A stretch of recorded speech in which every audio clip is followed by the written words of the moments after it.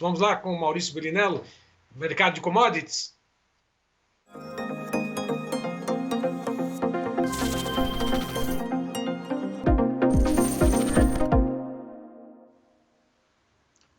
Maurício, boa tarde. Tudo bem com você?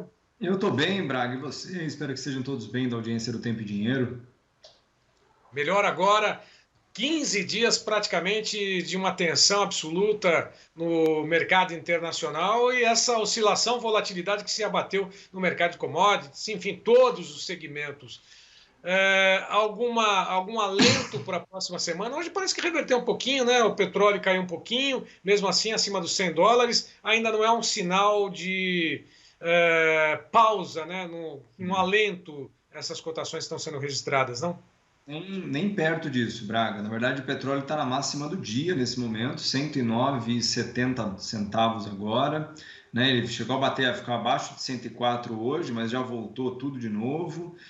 E eu tenho uma mania velha de mercado assim, né? Que na sexta-feira, em épocas turbulentas como essa, é um dia que eu claramente não aposto em nada, porque no final de semana é tempo demais para dar caca, entende?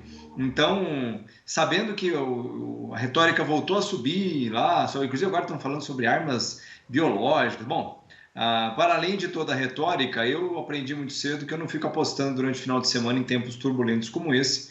Então, por hora, tanto que o trigo voltou a subir um pouquinho, mas voltou a subir, soja está morta, por assim, morta no sentido de cotações meio paradas, né? A Bolsa Americana virou para queda no meio do dia hoje aqui. Ou seja, ninguém está muito corajoso perto do final de semana não, Braga. Ninguém quer se posicionar diante dessas incertezas aí. Agora há pouco, como você mesmo disse, o petróleo voltou a subir 3% de alta agora, tanto o WTI quanto o Brent, né? O mercado, de alguma forma, ainda está preocupado com essa questão da produção de alimentos. É lógico, com os gastos da guerra, com todos esses problemas que estão sendo causados no mundo todo. Aqui no Brasil, o Brasil, de alguma forma, é lógico, dentro do contexto, fazer uma provocação, sei que não, tentou, conseguiu amenizar um pouquinho essa situação, esse impacto com algumas decisões do governo ou não? Ainda é muito cedo para dizer, viu, Braga? Porque tem um problema. A Petrobras não repassou todo o aumento, viu? A Petrobras segurou o aumento. O que veio para as bombas é uma parte do que deveria ter sido repassado apenas. Temos aí uma margem de aumento superior ainda. As ações que o governo federal tentou fazer com relação a ICMS, IPI lá, vão aliviar. Na verdade, é uma medida que já era solicitada há muito tempo, que era uma alíquota fixa, né, frente ao valor do produto, porque antigamente até ontem, né, até hoje, na verdade, não foi sancionada ainda, o preço, o ICMS, eles eram cobrados frente ao valor de face do ativo. Então, quanto mais custasse, mais os cofres públicos estaduais e federais crescia. E agora eles vão instituir uma base bem inferior e fixa.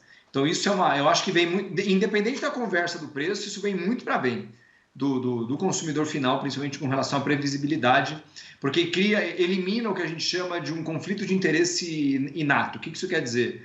O governo reclama de combustíveis em alta, mas é um dos que mais ganha, porque quanto mais o combustível sobe, maior o imposto, porque é proporcional. Então isso agora deve mudar, o que é uma grande novidade. Agora, do ponto de vista do preço, de fato, das commodities energéticas, gasolina, petróleo por si só e diesel principalmente, todos estão em alta e todos ainda têm margem para repassar. Ou seja, eu acho que se nas próximas semanas, 2 semanas pelo menos, o petróleo não voltar uns $10 pelo menos para abaixo de $100, a gente tem muita probabilidade de um novo aumento por parte da Petrobras, Braga.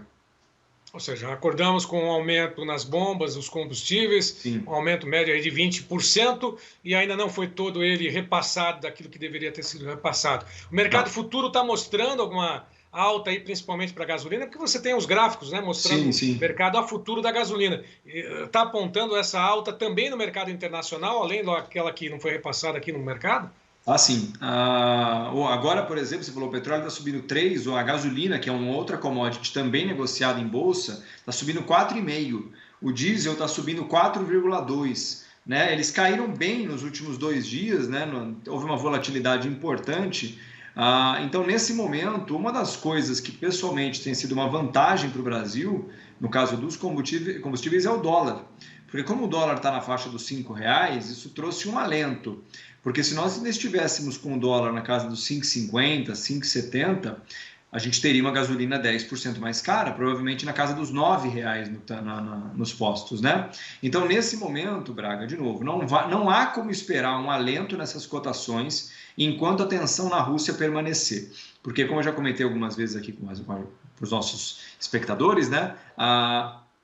A Rússia produz cerca de 11 milhões de barris por dia, é o terceiro ou quarto maior produtor do mundo, e desses 11 milhões, mais ou menos, metade disso é exportado. 6 milhões, 6 milhões e meio, depende do dia, né? Oscila bastante isso, mas sempre numa faixa próxima a 6 milhões de barris por dia. Ou seja, não há quem substitua, nem que fizesse muita força. A Venezuela, para conseguir produzir 3 milhões, vai levar mais 2 anos. O Irã, ainda que tudo normalizasse hoje, o acordo lá, né, dos embargos contra o Irã, ele conseguiria aumentar em 1,5 milhão daqui 2, 3 meses. Então, imediatamente não há substituto. E, portanto, nós temos hoje escassez de petróleo no mercado. E lembrando, escassez somada à tensão militar, né, política, é preços em alta. Não tem outro caminho que isso possa acontecer. Então, a única hipótese que a gente consegue realmente falar, não, olha, passou, é quando a gente tiver uma saída definitiva, pelo menos uma saída no sentido do fluxo, né? Porque hoje na Rússia, tenho comentado bastante sobre isso, o problema é duplo. Ele é um problema político, porque os países não se entendem, brigam entre si, e em última instância, o segundo produto é o seu problema problemas de fluxos. O que isso quer dizer? As commodities por lá pararam de circular, pelo menos para fora da Europa. O gás continua circulando para a Europa, mas os fertilizantes e exportações que tenham que sair por portos, né, estão literalmente paralisados. Então, o problema agora é um problema político que pode se alongar por mais tempo, mas eu pessoalmente acredito, até como já aconteceu em partes, né, já estão falando, por exemplo, você ter uma ideia, de escoar parte dos fertilizantes que vão sair da Ucrânia pela Polônia através de ferrovias, né? Ou seja, tem algumas questões ainda sendo adaptadas, mas, de novo, eu ainda acho que tão logo tenhamos uma saída honrosa para as questões dos fluxos, a questão política vai se resolver de forma mais lenta. Bom, diante desse cenário, sem dúvida, os grandes operadores até mesmo travam posições ou se resguardam aí com relação ao mercado de combustíveis, todos, né, que são operados na Bolsa. O produtor aqui no Brasil, vendo toda essa situação, tem muita gente ainda que corre atrás, perdão da expressão, atrás do rabo, mesmo sabendo que tudo isso é previsível. É o que acontece na maioria das vezes, né, Braga? O que é uma triste realidade, né? O agricultor brasileiro, na média, ele é um ótimo produtor. Realmente, as produtividades brasileiras são sensacionais. Mas quando o assunto é comercialização, isso geralmente cai um pouco o nível de eficiência. Um pouco não, bastante, né? E nesse momento, tendo em vista preços historicamente altos, a gente vê a soja, por exemplo, agora já ainda na casa, perto dos $17, $16,80 nesse momento. O trigo acima de $11 o bushel, né? O milho, tudo bem que é diferente do mercado brasileiro, mas trabalhando também acima dos $7 o bushel, quase 8, né? É uma oportunidade histórica. A gente viu preços nos portos da soja de R$220 e tem gente ainda achando que está ruim e que quer mais. E antes, quando era 160, não estava bom. Aí foi para 180, também não está bom. 200 não está bom. 220 não está bom. Um dia tem que ficar bom. Um dia você vai ter que falar, não, esse preço está bom. Sabe por quê? Porque, especialmente, vou dar só um exemplo. Normalmente as coisas se resolvem no aspecto geopolítico meio que na virada do ano, ou seja, desculpa, não, do dia. Você não consegue ver na madrugada. Você acorda com a notícia. Se amanhã, por qualquer motivo, só dando um exemplo de raciocínio, se amanhã, por qualquer motivo, o Putin acordar de bem com o tio lá da Ucrânia, lá, derem os dedinhos lá, e na segunda-feira a gente abre com esses preços despencando. Então, aquela grande oportunidade que era na sexta-feira, abre na segunda-feira como sendo coisa do passado, e você ficou para trás. Então, essas questões das proteções de preços, que a gente gosta de lembrar, tendo em vista o cenário de custos elevados para a safra 23, o que já é quase uma certeza matemática, né? Não pode você simplesmente ficar olhando e rezando. Não, eu estou rezando para dar certo. Não se trata de rezar, né? Se trata de fazer o que você tem de melhor para fazer, que é garantir os seus preços, independente do que aconteça, né? Porque, como eu gosto de lembrar, a Cargill e a Bunge não pararam um dia dentro dessa crise toda. Estão lá. Inclusive, a Cargill lançou uma notícia hoje que ela vai reduzir operações na Rússia, mas não vai fechar os escritórios de alimentação animal, né, de proteína animal e de grãos. Não vai fechar. Por quê? Porque não é boba. Porque é um negócio monstruoso. Haja vista, pergunte para um pecuarista brasileiro o que seria para a pecuária brasileira se os russos parassem de comprar carne bovina. Um dos maiores compradores da pecuária brasileira. Ou seja, para além da discussão política, preços vão embora, para o bem ou para o mal. O agricultor não pode ficar só olhando, né, Braga? É verdade. Bom, e tradicionalmente às sextas-feiras você tem o Boteco do Mal, né? Isso.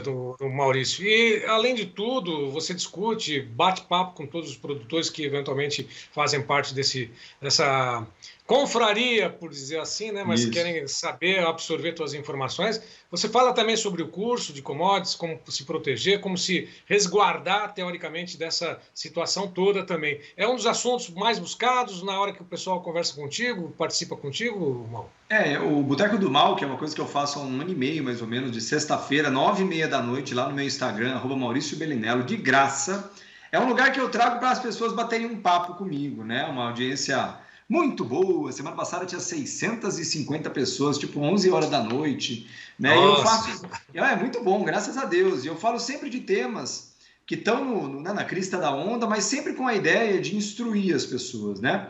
E o tema de hoje, inclusive, que eu falei de Ucrânia nas últimas 2 semanas, e hoje eu vou meio que fechar o tema, não exatamente fechar, porque o que muito se falou, por exemplo, essas últimas semanas, né, Braga, é a questão dos fertilizantes, o potássio, principalmente, que o Brasil literalmente é dependente da Rússia, e essa semana, ontem, leia-se, a nossa situação com a gasolina, porque o Petrobras literalmente nem tem como segurar os preços porque importa a gasolina, né? E hoje eu vou falar, e eu nunca falo de política, não estou falando de candidatos nenhum, estou falando do ponto de vista do mercado. Eu vou falar como que potências centrais, Estados Unidos, Rússia e China, lidam exatamente com essas questões estratégicas, né? Questão de combustível, energia, alimentos, logística, porque no Brasil, por exemplo, muitos que justificam o porquê que o Brasil abriu mão, porque o Brasil já foi um grande produtor de fertilizantes, o Brasil abriu mão disso em vão, frente a uma justificativa de que não dava lucro. E, curiosamente, vendemos uma empresa de fertilizantes a questão de 1 mês para russos, e eles compraram porque não dá lucro? Não! E eu vou explicar como é que funciona isso em países centrais, essa visão sobre temas estratégicos. Energia, alimentos, logística, e vou explicar um pouco do paralelo com o Brasil, não falando de política, zero política, falando sobre mercado, sobre história, sobre geopolítica. Então, quer bater um papo comigo? De graça, é só chegar, 9h30 da noite, não tem que me seguir lá no @Maurício Bellinello, a gente bate um papo lá hoje, viu, Braga? Tá certo. Só para poder finalizar rapidamente, também tem uma turma em andamento aí, a Nádia Satia está recebendo inscrições ainda da turma de commodities, né? Com o Maurício ali, 6ª turma, né? Nós vamos abrir a 6ª turma em breve do curso. E tudo isso que a gente fala todo dia aqui, a gente vai fazer a 6ª turma do curso de introdução às opções agrícolas, à proteção de preços, né? Terminamos no último sábado, a 5ª turma, foi um sucesso absoluto, inacreditável como foi uma turma muito boa, muito focada, muito a fim de aprender. E agora a gente já está pronto para mostrar os primeiros passos, mesmo para quem nunca viu nada disso na vida, né? Conseguir compreender que isso é acessível para qualquer agricultor, do menor ao maior, que fale inglês ou que não fale, que já tenha conta em corretora ou que nem saiba o que é isso, não tem problema. Quer começar nesse caminho, quer finalmente fazer de 2022 um ano da virada, não perde tempo, manda uma mensagem para o telefone da Nádia, um WhatsApp, não mande áudio, mande um texto. Fala, Nádia, adorei lá o que o João, o que o Braga, o que o Maurício estão falando lá, quero muito aprender sobre isso, ela vai te mandar informações e muito em breve a gente forma a 6ª turma para literalmente agora romper a barreira dos 1.000 alunos já, Braga. Nós vamos romper a barreira dos 1.000 alunos formados nesse curso de introdução que o João muito generosamente me convidou para construir a 4 mãos com ele, João. Braga, desculpe. É isso aí. Sucesso, sem dúvida, e educação, né? Eu digo no sentido de mostrar que existe toda uma possibilidade de evitar essas oscilações, essa volatilidade no mercado, né? Se resguardar, pelo menos, ou deixar de ter grandes prejuízos, né? Prejuízos assim como a gente tem acompanhado aí, né? Exato. Mas é isso, Maurício. Quero te agradecer, desejar um ótimo final de semana, bom descanso, até segunda. João Batista volta aqui no comando. Combinado, então, Braga. Eu que agradeço. Obrigado a todos também pela audiência e o carinho de sempre. Lembrando, me segue lá no Instagram, @Maurício Bellinello. Tem que me seguir. Hoje à noite, 9h30 da noite, a gente bate um papo legal sobre essas questões de alterações geopolíticas estratégicas que o Brasil optou, infelizmente. Tá bom? Braga, um grande abraço. Ótimo fim de semana a todos.